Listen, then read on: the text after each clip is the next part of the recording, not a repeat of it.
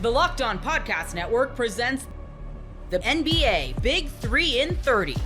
The 3 biggest stories in the NBA from our local experts at the Locked On Podcast Network. We bring you the real story, why it matters, what's next, who wins the big game, and more, all in 30 minutes. The NBA Big 3 in 30 starts now with the biggest stories in the NBA. That is what you call an old-fashioned beatdown. You are Locked On Warriors, your daily Golden State Warriors podcast. What are they going to say now? Part of the Locked On Podcast Network. Matt Kolsky joins the program today to talk about a win where everyone stepped up, where the Warriors started a lineup featuring Quentin Post at the center, and with Jonathan Kuminga in that lineup instead of a Podziemski, they were huge. They got off to a real nice start. Then Podziemski himself and Moody and Quentin Post and everyone steps up. This was a team win all across the board, led by Jimmy Butler. What'd you think of that one? Just an old-fashioned beatdown, specifically in the third quarter, where we will start. Warriors were down by 5 minutes in, and minutes into the fourth, they were up by 14. Yeah, sort of a classic Warriors third quarter. We've had a couple of those so far this season, which I think is really encouraging. The thing about Jimmy Butler, and it was throughout the game, but there was a little of this in that third quarter too. One of the things the Warriors struggled with historically, but in this game specifically, is the way James Harden takes the air out of the ball and just sort of sucks the joy out of basketball and definitely Steve Kerr's always talking about rhythm and flow and the ball has energy and like whatever that is, that beautiful game thing that Steve Kerr loves. James Harden is like the never mind. He's the antithesis of that. Beauty's basketball. in the eye of the beholder, Kolsky, but I don't know if anyone finds that game beautiful. Yeah. Yes, I'm also trying to insult James Harden, but what I'm really trying to say is Clippers that as a whole, they had 10 assists compared to the Warriors 24. I mean, it's a lot of mucky, disgusting basketball, and even the halftime show said it. Like that first half was disgusting. What Jimmy Butler can do in those situations is reorganize and kind of get you going again, in a way that I think has been really hard for this team to do historically. Like when they get out of rhythm, it can be hard for them to find it again. There those moments that we've seen over the last 5 years where it's like, wait a second, what just happened to this offense? It was humming, the ball was moving all over the place. And then somebody like James Harden goes and draws 17 fouls, and all of a sudden it's like now they're not even perspective, because the Warriors were running with pods and everyone in that second unit, and then it just, you're right, it mucked up, and next thing you know, Kawhi comes back in too. He hits a couple threes, and boom, Clippers are up. You're right. I mean, that's a good assessment that he just makes the game kind of disgusting, but very helpful for his team. Yeah, and as you say, disgusting is in the eye of the beholder. He's effective in those moments, if you want to look at it that way. But Jimmy changes that stagnancy to where, I mean, look, you could always toss it to Steph, but he's not. Steph is going to go down in history as a better player than Jimmy Butler. But maybe there are two things Jimmy Butler does that Steph Curry basically can't. One is the defense. I mean, just physically, Butler is much bigger. The second thing, though, is if you give Steph Curry the ball in like oh God, Steph, our offense is dragging, we need you to do something. He's got to do it because of his size. He's got to do it like with a quick attack. He has to burst into it. Butler's methodical, kind of a silent assassin. Strong, crafty, smart. They've not had good. We talk about the things that they haven't had, and certainly since Kevin Durant, they have not had a guy that can just be like, all right, there were 2 possessions in that third quarter where he was just like, all right, hold on. I'm about to take 19 seconds here. and I'll just work my way into something. And sometimes it's a pass to a wide open shooter. Sometimes it's an easy bucket at the rim. Sometimes it's an 18-footer. But that is a very valuable thing to have in a basketball game. And I think particularly in a game against a team like the Clippers that kind of have two guys like that with Harden and Kawhi, whatever I think about James Harden, he is one of those dudes. And it's the gift that keeps on giving, man, because it kind of rubs off on everyone else. You look at the way that Kuminga's been playing, and they've been calling him on the broadcast. What, a Jonathan Butler? Yeah. Little Jonathan Butler in him. He continued, the approach continues to be perfect, and tonight was not a good shooting night, and I thought, great start to the game, and then he's going to start getting some of those calls at the rim. If he keeps being this aggressive, he's going to start getting some of those calls, and so far he's been a good free throw shooter this year, although again tonight not his best in that department. But tonight wasn't about Kuminga to me. It really was about Jimmy Butler and then all the other supporting cast guys, the guys who came off the bench tonight, and Quentin Post really stepping up. That was a huge game. Really the first good game, I think, from Quentin Post this season. Came at a perfect time. I mean, Zubac actually probably had his best game of the season, but that's not because of Quentin Post. Quentin Post did a good job of drawing him away from the rim on offense. It creates space. He knocked down, 4 threes. Like, that's what he's there for. And his defense was representative, if not excellent. Yeah, and I want to give some credit to just the rotations that Kerr had, because I thought the first one that he came out with when he went to the bench, and it was Horford was in there, and Gary Payton was in there. Jimmy was in there, obviously, Pods, and then maybe Moody, too, is the fifth in there, or Will Richard. But it was an interesting lineup he kind of threw out there. And Buddy, rather, he didn't go to a ton of Buddy tonight. He only went 10 minutes to Mr. Heald, who went 0 of 1 from 3 and just didn't get a ton of run. He went with a lot of Moody, a lot of Pajemski. Those two, 9 for Moody, 12 for Pods. They each went for 20 the prior game, as did Kuminga. It was probably, Steve Kerr said, it was probably the first time in their careers that they've each gone for 20 in the same night. I don't know if factually that is right, but I would probably guess so. Sounds and right. I mean, doesn't that just, and when Post is playing well too, doesn't that just raise the ceiling of this team so much to the point where that every game they're out there, Jimmy's rubbing off on them for another season. They're getting better every single time they go out there. And now you don't even get great games from everyone. I mean, Pods gave you a good one, but Kuminga's been better so far. Moses has been better so far. And you're still getting great production from these guys because they figured out how they need to play. Pods was fine tonight. I actually think the most noteworthy thing about tonight is that it's all relative, I suppose. Like, someone just put in the chat that Quentin Post was incredible. And that's true by Quentin Post standards. This was a perfect Quentin Post game. But, 12 points, 8 rebounds. It's not like he was plus 34. Defensively, he did everything. Don't misunderstand me. I'm not trying to crap on Quentin Post, who was awesome tonight. In fact, he was the first guy I brought up. But nobody exploded tonight at all. I mean, the guy who really had one of his best games was Butler, but that's still only 21 points, and that led the team. Tonight was really, and it wasn't like no one went off offensively, and so they barely beat the Clippers. This really was a strength in numbers. Nobody was spectacular, but Butler was quite good, and everyone else was good. And they beat the stuffing out of a team that a lot of people picked to finish higher than them. Dude, the Clippers got no good looks. Everything was unassisted. It was ISO ball. It was tough looks. The Warriors were getting clean. I mean, the motion offense, beautiful looks. Yeah, and Terry Gannon had the gall to give them the excuse of, well, remember, Bradley Beal's not here yet.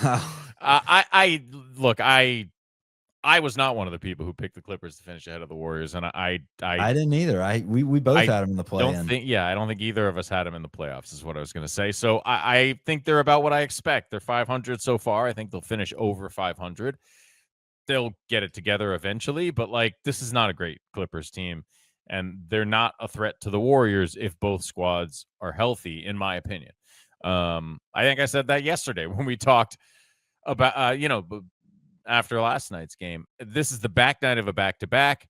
It is a Clippers team that should be fresh and ready to go. And the Warriors really controlled the whole thing other than one ugly stretch in the second quarter. So, light work. It really Work, my friends. It really was. And again, a brisk jog from the Warriors tonight. Right. And nobody had to be spectacular for this to happen. Steph got scratched. I mean, you came out of it with a scratch. Yeah. The neck scratch was vicious. Like scar. But I just think, like, when the approach is like this, all the Warriors need to beat a lot of teams is everybody to be pretty good. And that's a good place to be. Now, when you get the Denvers and the Oklahoma Cities and the San Antonio Spurs of the world, man, it's going to be tougher. But they have just look, the fact that the only team they've lost to so far is a team that's not a threat to them in the slightest. The team they've lost to is by far the worst team they've played, I would argue, the Portland Trailblazers. And they're tough. Like we saw, they'll whoop your butt on an off night. But, like, it's incredibly encouraging that, dare I say, every time the Warriors have given a sincere effort, they've been great so far this year. The NFL season is rolling along, and FanDuel is making sure you're ready for this weekend with a can't-miss offer.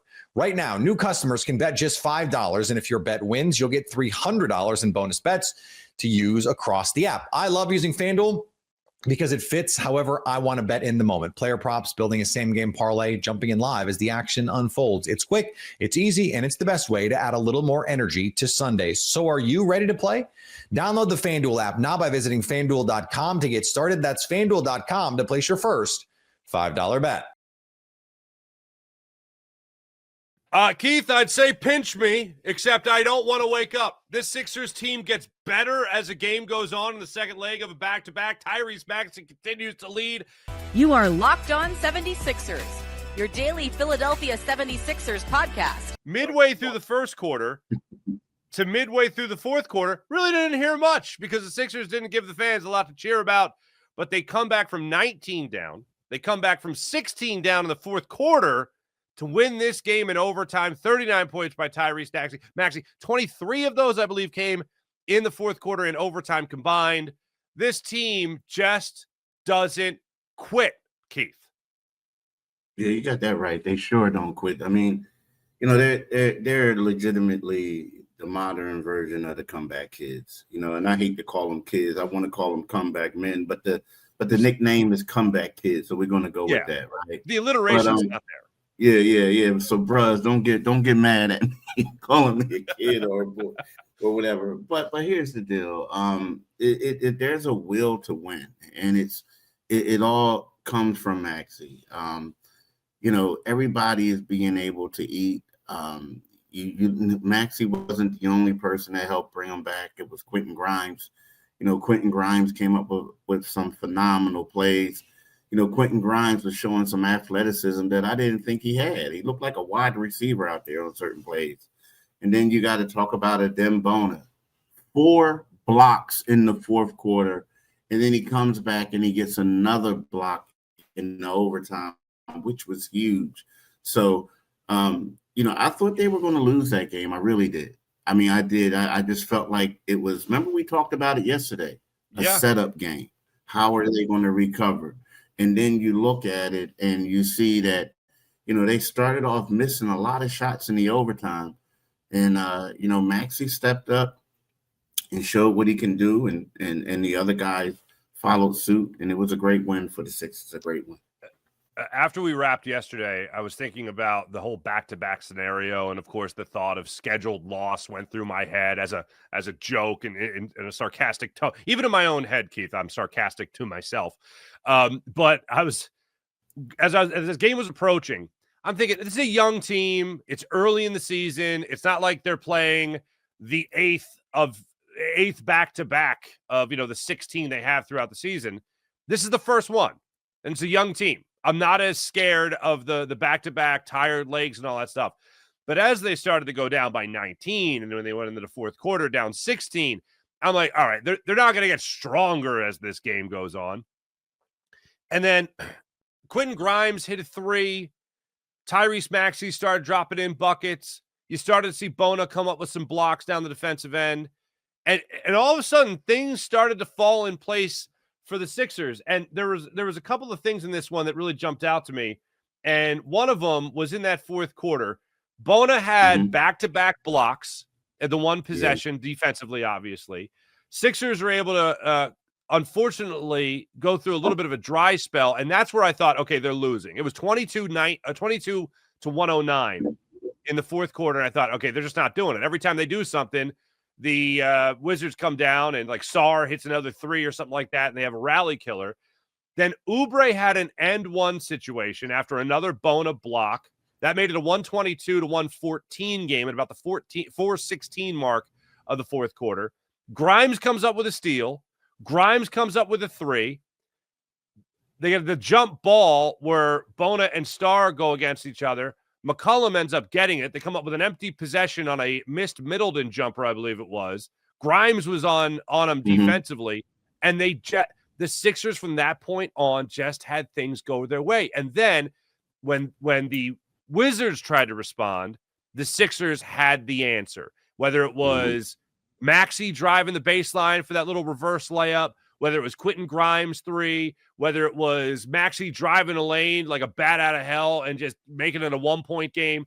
And then finally, Bona, my goodness gracious, if you're going to find a time to have your first bucket of the game, his follow-up jam on the Maxey missed floater in the lane, his first bucket, and how about this, gave the Sixers their first lead since I think it was the 3:56 mark of the first quarter, Keith.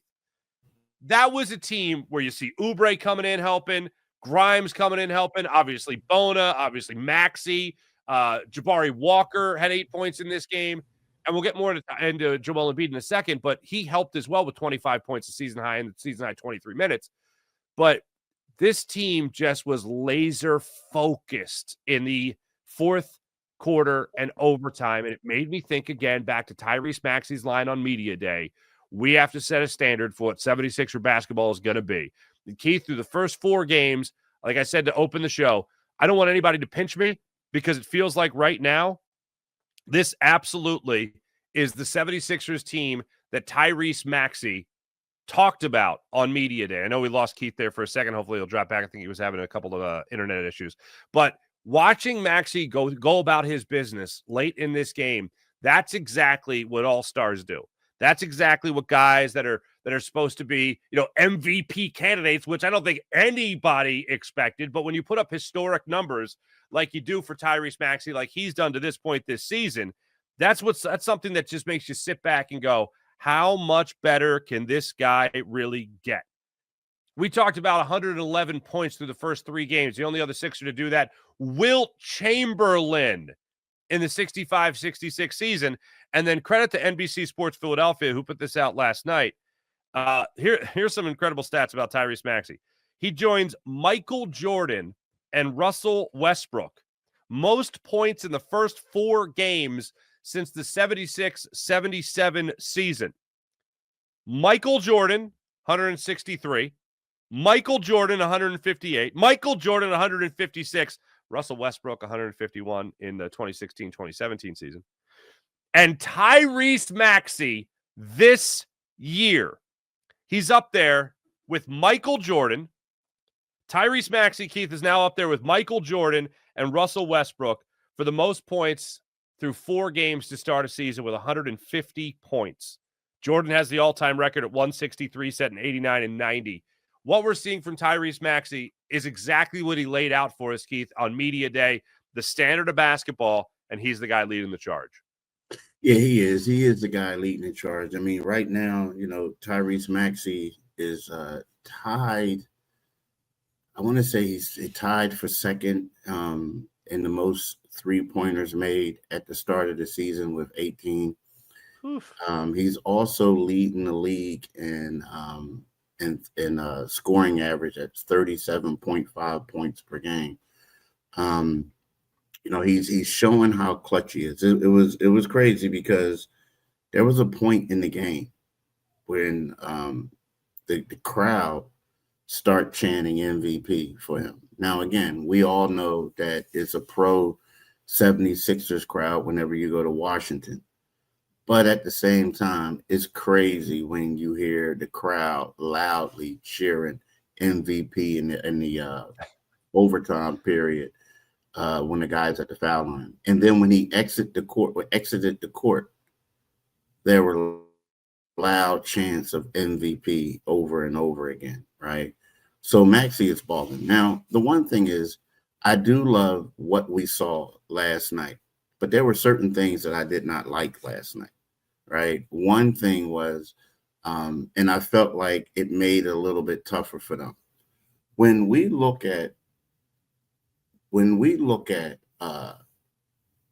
VJ Edgecombe and a combination that VJ Edgecombe and Tyrese Maxey have, you know, when these guys go out there and play, they have, in my opinion, the most electrifying backcourt in the early season. Now, it could change when people defend them differently, but they do.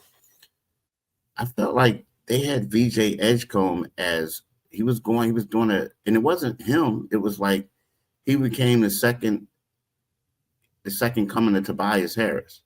And what I mean by that is your offense is stand in the corner. If we get you the ball, you're going to get the ball, right? Okay. And I did not like that. And like, you know, and then, you know, Nick was saying after the game, like, yeah, it was a thing of the back-to-back. No, it wasn't. It was he was getting gunned out. Like, it was like he wasn't getting the ball. And then he was like just spacing the floor, getting threes.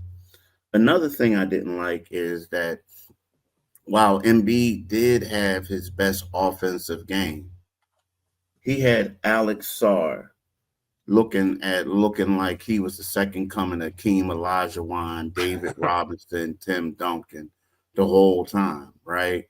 Mm-hmm. I mean, Alex Sarr was like Embiid had a tough time jumping. He had a tough time moving on the defensive end, which led to him just getting obliterated by Alex Sarr. And not only him, Marvin Bagley III shot 6 for 7, you know, and most of that was against Embiid.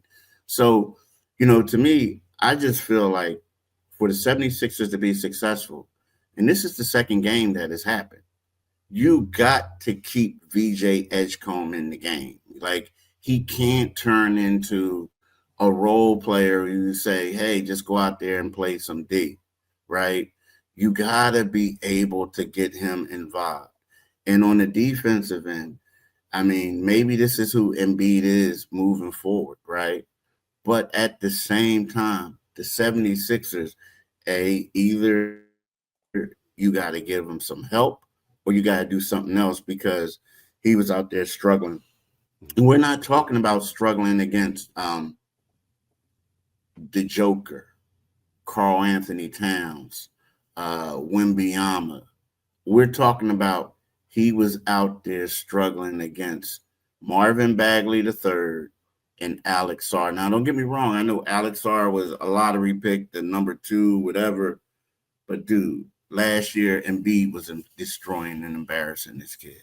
So they got to get that better. So, again, great performance. Great performance. And I hate to be the bearer of bad news, but you got to get Edgecombe involved early. Mm-hmm. And secondly, you need to give Embiid some help on the defensive end because, Mark, if we got to be real, and I hate to be truthfully honest, I don't know if the 76ers would have won that game last night if Embiid stayed in there. I don't know if they would have won the Boston game if Embiid stayed in there. And I don't know if they would have defeated the Charlotte Hornets if Embiid stayed in there. I know he played well offensively, but what he's doing on the defensive end is making it hard for him to play in fourth quarter minutes. Most people can't name all their financial accounts or even what they're worth, whether it's a 401k or properties or investments. And when you don't have the full picture, you can end up leaving money on the table. That's why there is Monarch Money. It's an all-in-one personal finance tool that brings your entire financial life together in one clean, easy-to-use interface on your laptop or your phone. Monarch does the heavy lifting for you. You can link all your accounts in minutes, see clear data visuals, get smart categorization of your spending, and finally feel in control of your money without ever touching a spreadsheet. I linked all my accounts to Monarch and immediately spotted a few subscriptions I wasn't even using. Canceling those all can save you money every month. Don't let financial opportunities slip through the cracks. Use code LOCKEDONNFL at monarchmoney.com in your browser for half off your first year. That's 50% off your first year at monarchmoney.com with code LOCKEDONNFL. Miami's on fire once again in a blowout win over the Hornets on Tuesday, even with their best scorer of the season, Norman Powell, sitting out the game. You are Locked On Heat, your daily Miami Heat podcast. The Heat beat the Hornets, a third straight win for the Heat, and another one where they took a blowtorch to the opposing defense. In their first 4 games, David, the Heat have scored 121, 146, 115, and then tonight 144 points. They ran away with this one, clearing the bench with more than 2 minutes to go. Last season, it feels like they would have blown this lead late, but it really does feel like this is a changed team. I'm here at Kaseya Center. With over 2 minutes left in the game, we got Pepas. And it just, before I would have been like, you're jinxing it. Why are you doing that? And this time I had confidence that this team was going to go ahead and cruise to the win. That's exactly what happened.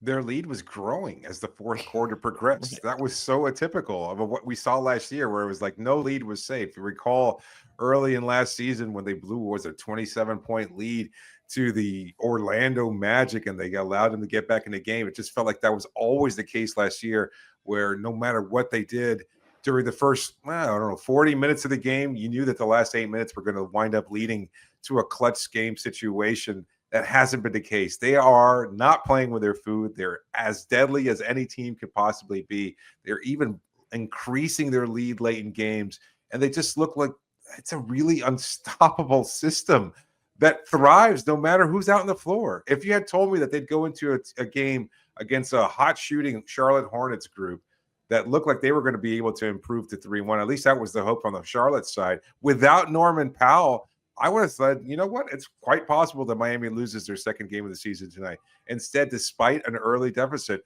they wound up getting better and better as the game progressed and never, ever got close again. And I think the closest they got was 5 points. And even at that point, Miami recognized the danger that Charlotte possessed. And they were like, you know what? Let's not mess around. Let's keep going. And that's exactly what they did, where there was a guy like Jaime Jaquez, who we'll talk about later on, Bam Adebayo, Pelle Larsson, so many different players finding a way to contribute and make this team just look more dangerous than they ever have in such a long time. And it's during the regular season. I don't know what to do with my hands. This is so much fun. Well, I want to go back to the Norm Powell absence. So we find out that he pulls a groin during shoot around this morning. He's he's downgraded to questionable in the afternoon. Sort of a little bit of a game time decision. We find out right before tip off, he's not going to play. They elevate Pelle Larsson to the starting lineup.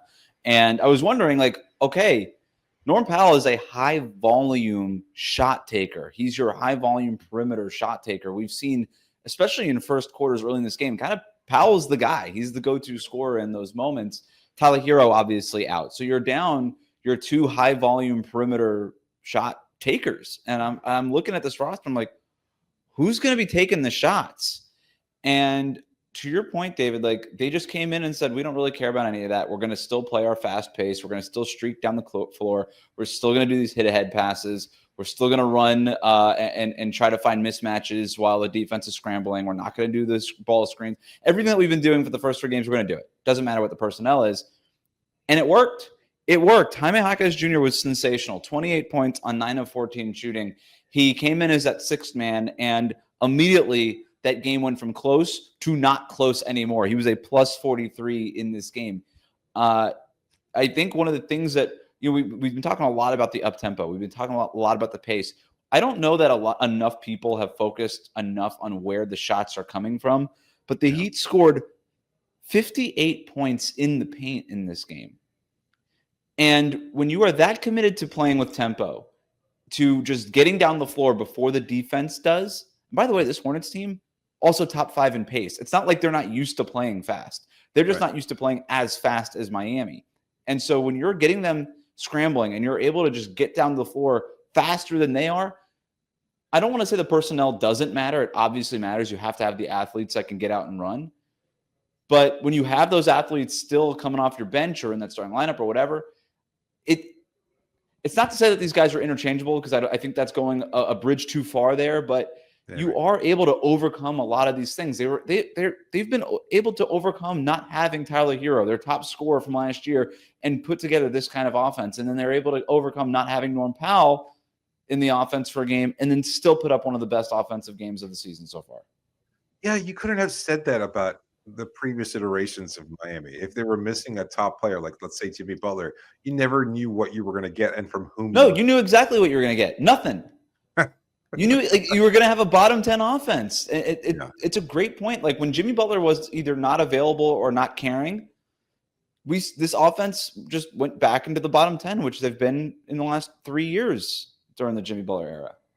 And I wasn't sure going to the lineup. It did seem like there was a legitimate question. Well, without Norman, who's been so good and looks like an early candidate for an all-star selection. Yeah, I know it's really early to start talking about any kind of midseason awards, but still, he's looked sensational. And you wonder, where's the offense coming from? Is it going to be Wiggins? Is Jaime Jaquez going to get the nod as a starter? Who's going to be the player steps up? Is it Bam?